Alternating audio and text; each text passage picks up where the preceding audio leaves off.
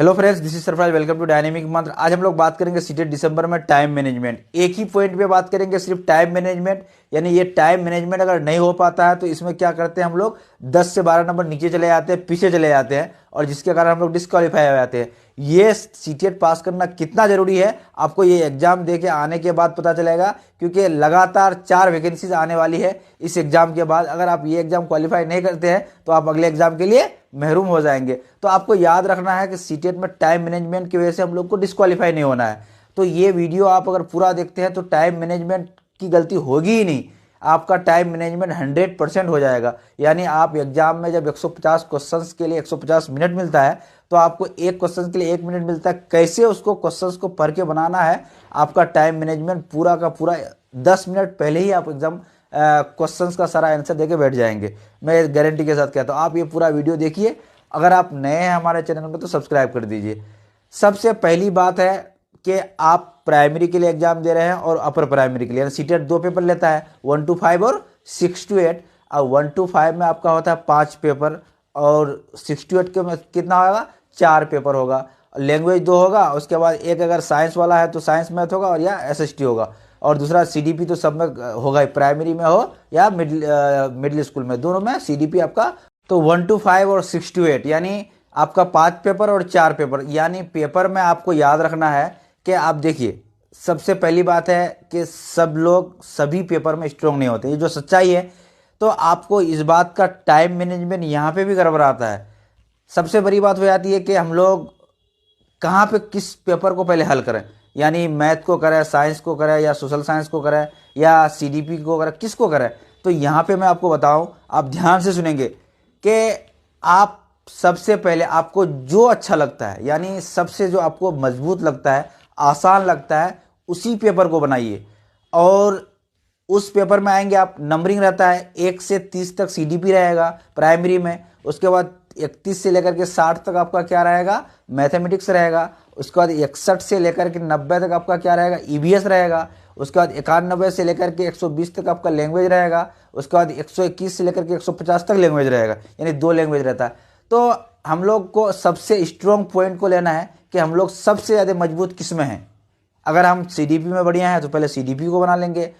अब यहाँ पे भी फंसते हैं लोग कि सीडीपी को तो बनाने का स्टार्ट कर लेते हैं, लेकिन उसको ये पता नहीं होता है कि सीडीपी जैसे क्वेश्चन में टिक लगा लेते हैं कि 1 का सी, 2 का बी, 3 का डी, इस तरह से टिक हम लोग कर लेते हैं। लेकिन आगे अब क्या करेंगे उस चीज़ को भी तो जानना जरूरी है टिक लगाने के बाद। तो यहाँ करने का हम लोग कर लेते हैं, 1 से 30 तक बना लिए। लेकिन अब बड़ी मिस्टेक क्या करते हैं हम लोग, बड़ी गलती हो जाती है कि 1 से 30 तक बनाने के बाद हम लोग ओएमआर में नहीं रखते हैं। यानी आप 1 से 30 तक बना करके फिर चले जाते हैं हम लोग, मैथ अगर हार्ड लगता है तो ईवीएस में चले जाते हैं, ईवीएस बना लेते हैं। सारा क्वेश्चन को टिक लगा के छोड़ दिया आप। अब बचा है आपके पास 20 मिनट। 20 मिनट में आप ओएमआर भरते हैं अगर, तो धरधरा के क्या कीजिएगा कि जल्दबाजी में गलत कर देते हैं। तो आपको मैं एक सिस्टम बता देता हूं कि आप 1 से 30 तक यूं ही आप बना लिए, क्या सीडीपी बना लिए, यानी चाइल्ड डेवलपमेंट एंड पेडागोजी अगर बना लिए 1 से 30 तक, तो मेरी बात को अगर मानते हैं तो आप मेरे अनुसार चलेंगे तो 100% क्वालिफाई करेंगे। आप 1 से 30 तक ओएमआर में आइए। ओएमआर में आने के बाद 1 से 30 तक ध्यान से पहले रंग दीजिए। बाहर में जाए बाकी सब सब्जेक्ट, कोई दिक्कत नहीं है, आपको सब चिंता नहीं करना है। आपको सबसे पहले 1 से 30 तक को रंग दिए। 1 से 30 तक को रंगने के बाद आप दूसरा सेक्शन जो आपको अच्छा लगता है तब उसमें आएंगे।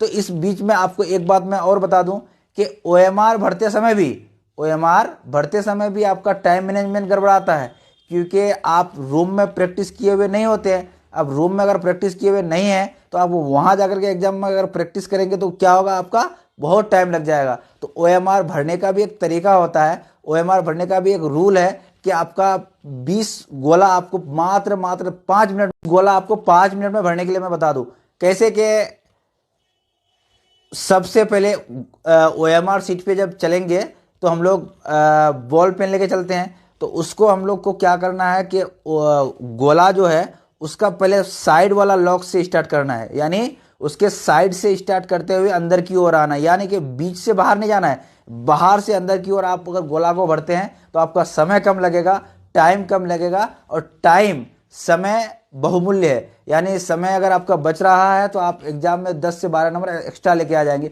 क्योंकि मैथमेटिक्स आपका ज़्यादा समय लेता है। तो आपका अगर इधर से समय बचेगा तो मैथमेटिक्स में देंगे। और बहुत सारे स्टूडेंट्स का कंप्लेन होता है कि मैथ तो ईजी था लेकिन मेरे पास टाइम ही नहीं बचा कि मैं मैथ को सॉल्व कर सकूँ।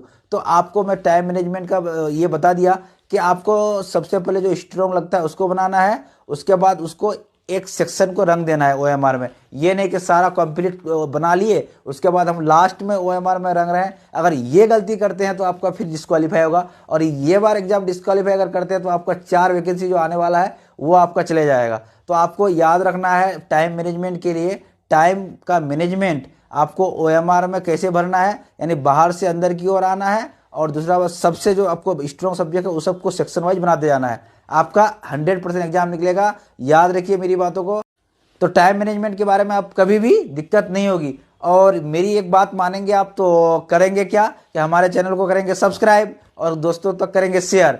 और इसके बाद मैं आपको एक और बात बता दूं कि टाइम मैनेजमेंट वहाँ हम क्यों जाएं भाई, आपको मैं रूम के बारे में बता दूं। आपको एग्जाम हॉल रूम को ही बना देना है, यानी हम लोग को यहाँ पे ओएमआर सीट पे ही, यानी ओएमआर मार्केट से खरीद के लेके आएंगे या इंटरनेट से हम लोग डाउनलोड करेंगे।